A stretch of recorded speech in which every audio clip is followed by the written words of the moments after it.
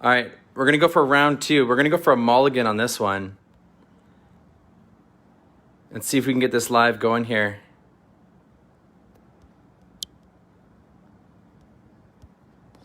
There's my ugly mug.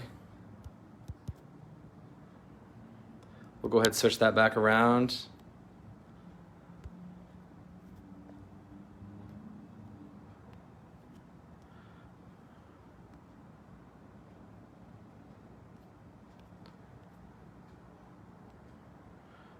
All right, and get my co-host added to the video today.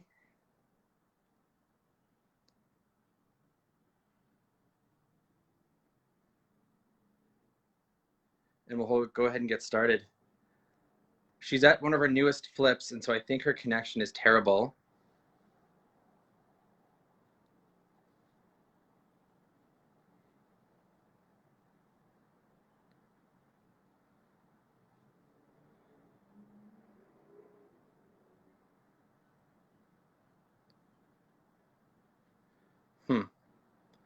We got some technical issues going on right now.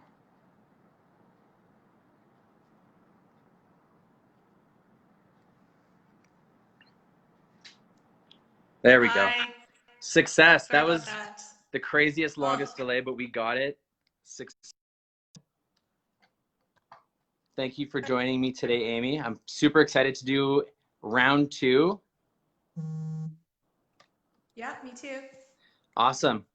So I have a little question for you guys watching right now. Just as a fun little quiz, and we'll see if you can get this right. In Edmonton right now, Amy, I never actually gave you the answers, but we'll do a fun little pop quiz off the beginning. And we'll see what you say, and we'll see what everybody else says that's watching this Facebook Live. What is the cheapest condo available in Edmonton right now? Amy, what's your guess? You have no idea what the answer is. Oh, 50,000. 50,000? Yeah. That's pretty close. What does everybody else on Facebook think? I want to see you guys throw it in the comments right now. I'm going to give you guys like 5 seconds. 5, 4, 3, 2, 1. Very close. The cheapest condo right now, can you guys see this okay? 49,500. That's pretty good. You're close by $500. So, in any game show, I think that would be a win. All right, Amy, round two. Let's see how well you do, okay? Okay. What is the cheapest single-family detached property in Edmonton right now that you could purchase? 120. Oh, you're pretty good. Let's see what everybody else says. So everybody on Facebook right now, what do you guys think the cheapest single-family detached house is that's available right now that you could buy yourself?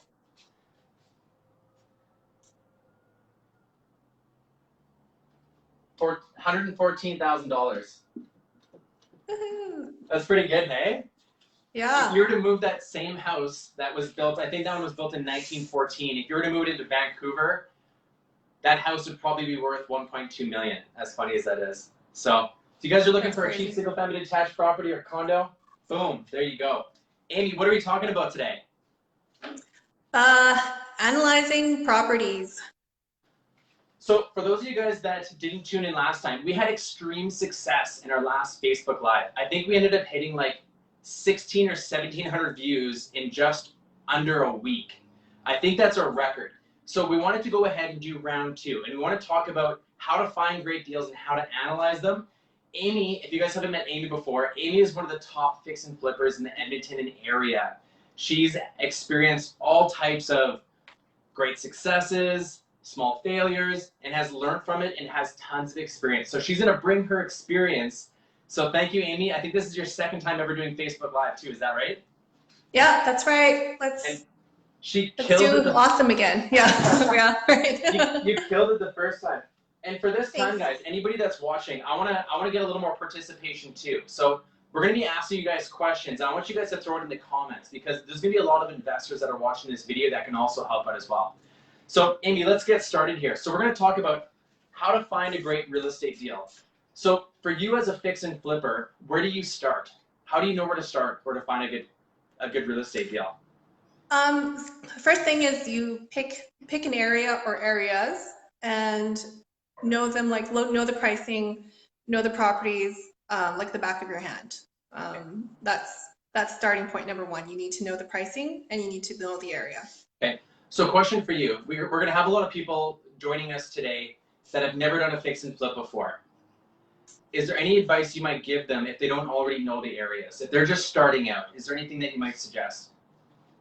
I remember when I first started, I would just follow the MLS basically, just to see what was out there, what the pricing was, and I would go look at as many houses as possible with my realtor, just so I knew what something at a certain price point might look like, and I would keep an eye on them as well. I would have my realtor send me alerts when they were sold, so I could see what it actually sold for, days on market, etc. Awesome. So Amy brought up a good point. One way to start is to just start taking a look on the market, getting set up on an automatic search for properties that are coming available, but also get set up on solds.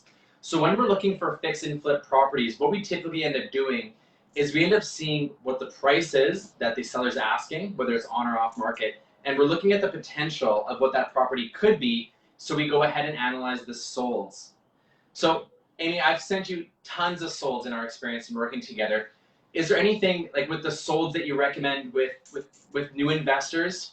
So say for example, we see a property that is listed for $300,000 and it looks like there's a potential that that house could be worth say 400 or 450. Is there anything else that you use in your mind to go ahead and analyze it to see whether it's a good deal or not?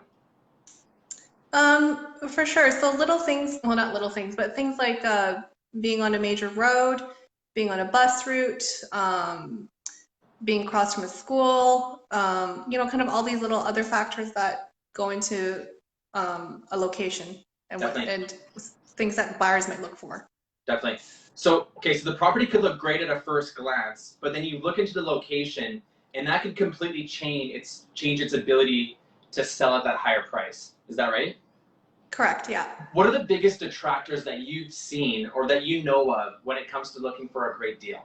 What are some things that are like, that would probably turn you away from a great deal? Right. So again, being on a busier street, being on a bus route, corner lot sometimes is not ideal, but not a deal breaker. Yeah.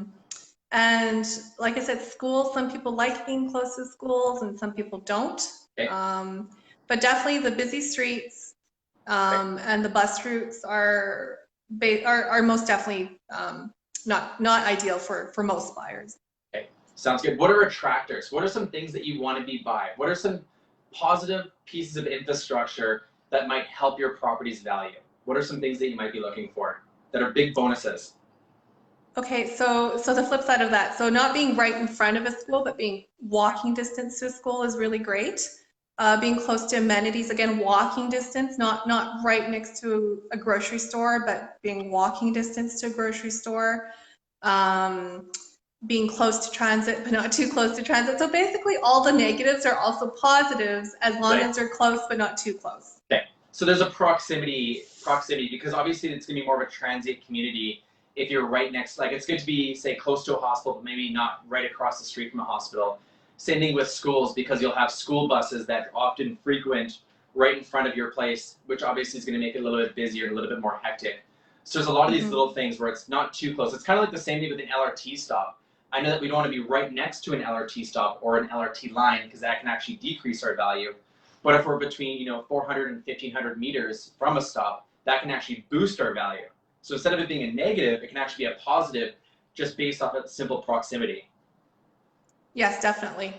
Awesome. Which is strange because it's like you're looking for something, but you don't want to be too close to it. So basically, those negatives you're looking for, but just being a little bit further away from them. And again, we're talking fix and flip. So anybody that's looking at purchasing their primary home, if they want to be right across from a school or across from a piece of infrastructure, that can tend to be a detractor. If you prefer it, that's a good deal for you. We're just simply talking fix and flips. And anytime we're looking at getting a fix and flip, we're always going to look at finding an area that tends to be more desirable, especially during the economy that we're seeing right now, where there's a lot of sellers out there that aren't necessarily going to be selling. So we need to be focusing our eyes on areas that are more attractive. And is there any way that we know, Amy, which areas are more attractive? Like, is there any areas that you recommend people to look in or areas that you've had lots of success in when it comes to fix and flip? Sure. So the biggest thing that I look for is days on market. So the lower the days on market, the more popular that area is. For us, we've been focusing on, I guess you call East Central Edmonton. So Otwell, Gold Bar, Holyrood, Kenilworth, those areas have, yeah. So we've really concentrated and focused most of our flips on those areas because they are very popular. They're close to downtown, still very family friendly, and still affordable for most people. Definitely. And for those of you guys that are watching right now, I would love to hear your favorite areas in Edmonton. Whether you're an investor, whether you just have been living in Edmonton for a long time, go ahead and throw in the comments, what's your favorite areas in Edmonton? And if you want to throw in a why, that's just an extra bonus, but I'd love to be able to hear what are your favorite areas. So great. And those, I can definitely share those favorites as well, Amy. And for anybody that wants to know average days on market for a community, any realtor can pull that information up. We can pull up average days as well as how much volume has been traded in that area. Something very, very important to know. Yeah, I was just going to say, Calvin, when I was growing up, because I actually grew up in Edmonton, those areas were not desirable at all.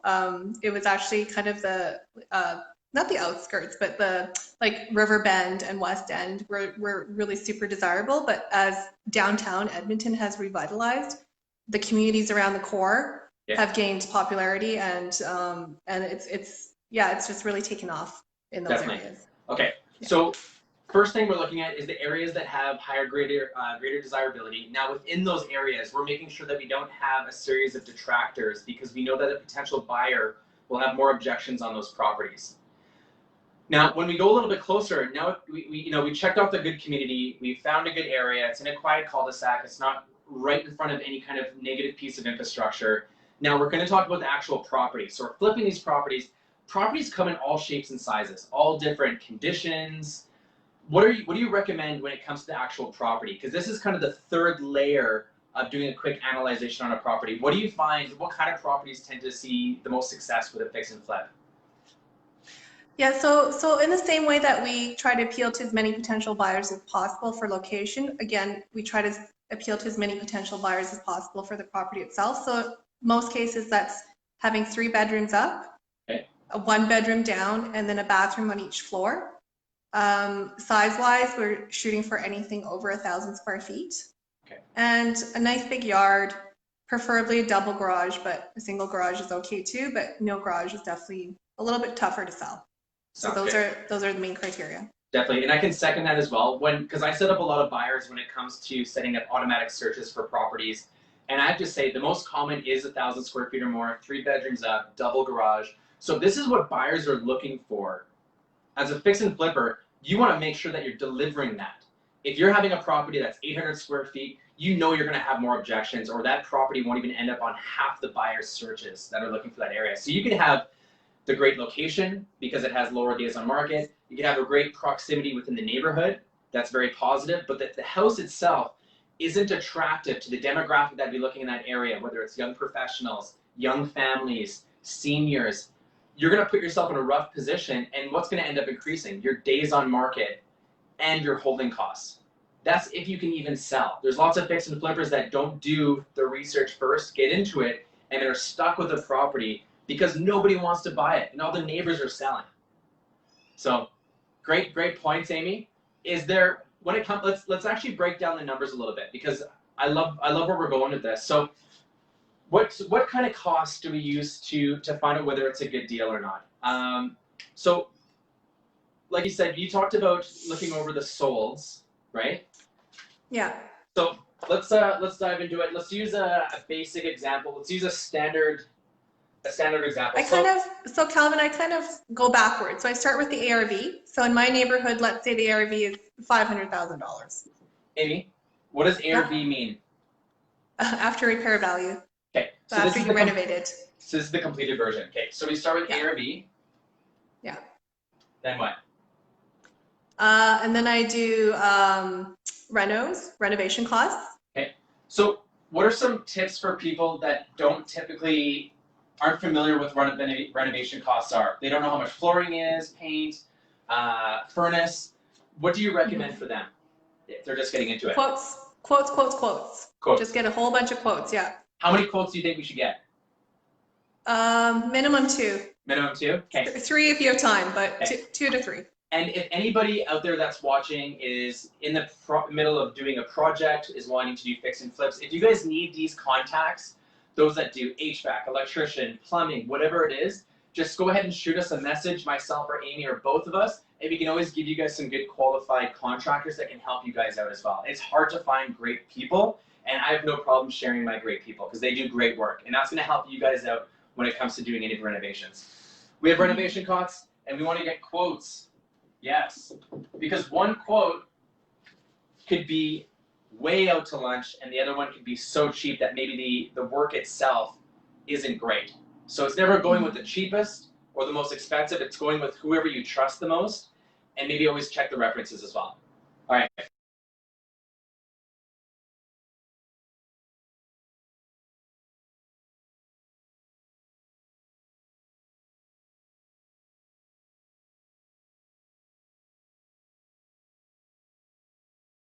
After renovation costs.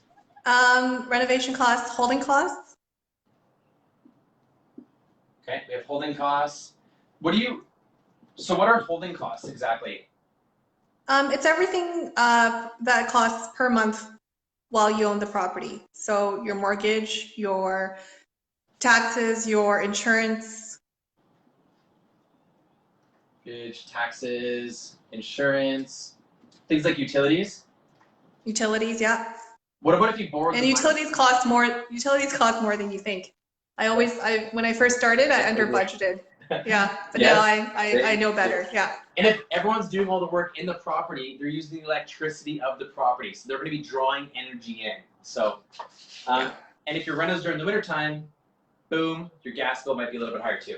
Yeah. All right. Yeah. And holding costs. So if you're borrowing the money to do the renovations, and there's lots of lenders out there that will actually lend you the full amount to do the full upgrade of the property, that's going to cost you money if you're borrowing it.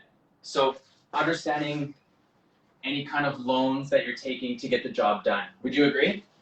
Correct. Any borrowing costs, even if you use your own HELOC, let's say, there's still costs associated with that. So make sure you include those costs as well. Definitely. Okay. So we go backwards. We start with what the potential of that property could be. We minus the renovation costs with additional quotes. We also remove our holding costs. What else do we do? What's next? And your closing costs, well. What are closing costs? Commissions, realtor commissions, and legal fees.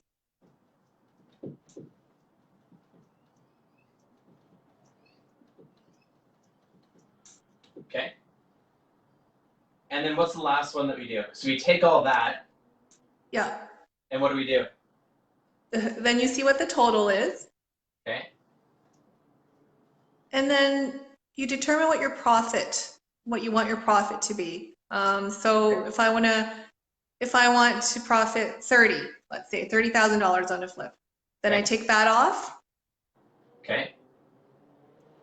And then whatever you're left is the highest you can purchase your house for. Okay. Not the lowest, the highest that you can purchase it for. Okay. So that equals in its turn afterwards is purchase price. Correct. Maximum purchase price. What's a good profit from a flip? This is a subjective question, but what's a good profit on a flip? What should people be looking for, do you think? For me, we shoot for between $30,000 to $40,000. Okay. Unfortunately, it's not like your HGTV shows where you're making, 6 figures. And it's just raining cash. Yeah, crazy, exactly. Right? Unfortunately, that doesn't happen. Right. So for us, we figure 30 to 40. Okay. But again, that's very subjective. If you've got opportunity costs in there, like you're not doing private lending because your money's tied up in your flip, you need to factor that in. So it varies from individual to individual, just depending on how what else you could be doing with your time and money that you're putting into Definitely. it. And again, Amy's been doing this for years and years and years. So when you first start, you're going to get better at determining ARV. And there's always a rule of thumb that Amy always says is be conservative with the ARV because you never know what might happen. You don't know if there's going to be some kind of pandemic that happens. You don't know if something terrible is going to happen in that area. You just don't know. So you want to have a bit of a buffer as well. The biggest thing is that as you develop experience, you are going to be more conservative on ARV. Your renovation costs are going to get tightened up because you are going to develop a team, a trusted team, and it's going to groove along a lot easier with the experience. So when you first start out, you don't even have to try and hit the same profits that Amy is. You can definitely go for it. I say shoot for the moon. But even if your first flip, you end up making $5,000 or $10,000, the amount of knowledge that you've gained from that fix and flip, you're able to not only help other people that haven't ever tried before, but think about how much more progress and success you're probably going to have in your second project. Your second project, you might end up seeing $10,000. Your third, $15,000, and then it can just grow from there. Yeah, and also where the market is also a big factor. So if your market's going up, you're probably going to make an extra, 10 just based on appreciation. But if your market's flat, you might get 30. And if your market's decreasing, then you got to factor that into your calculations as well. Definitely. So last thing before we're done, Amy, winter time's coming up. When is the best time to fix and flip properties? Is there any challenges when it comes to like summer versus winter? Is there anything that you take into account?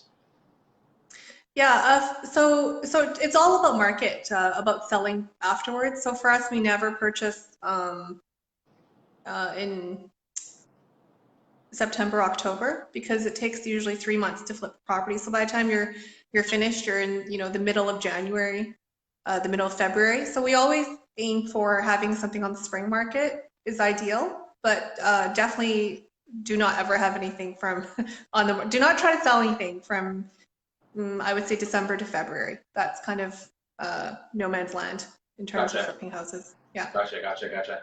And I know that if you're buying earlier on, you have the ability to change some of the landscaping as well and get it all ready. So when it does snow and then when it thaws, you have the ability to put the house in the market and the landscaping's already done or the fence is already done.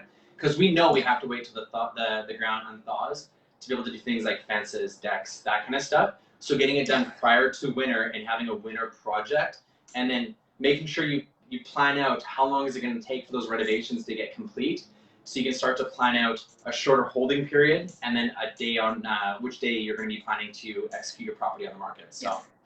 The only exception is if you get like a killer deal and it offsets any holding costs, an extra 2 months, whatever it is of holding costs, then go for it. But that's the only time that we make that exception is if it's a smoking deal. Awesome. Well, Amy, thank you so much. My last question for you is, how do people find you? I know that you've done a lot of JV or joint venture partnerships in the past where you buddy up with investors that are either brand new, experienced, just have money that they want to give you and say, hey, go give me a flip. I want some profit. What's the best way for people to reach you? Sure. They can message me through my Facebook at Amy Beliveau, or I have an Instagram account. It's called Breco Real Estate, and you can DM me that way as well. Awesome. Sounds good. Well, I'm excited to stay tuned on all your future projects, Amy. Thanks so much for doing your second ever Facebook Live. I'm so happy that ended up being with me and nobody else. So thank you for that. Thank you for the wealth of knowledge, and thank you for sharing all this. I know that anybody's watching. I hope you could all give her a big thumbs up because I think that was very, very valuable. And happy flipping, everybody. I hope everybody enjoys your last, run of your Thursday. Amy, any closing remarks? Enjoy the weather. It's going to be beautiful on Saturday, I think. Yeah. Awesome. Have a great weekend, everyone. Awesome. Thanks so much, everybody, for tuning in, and we'll see you guys again soon.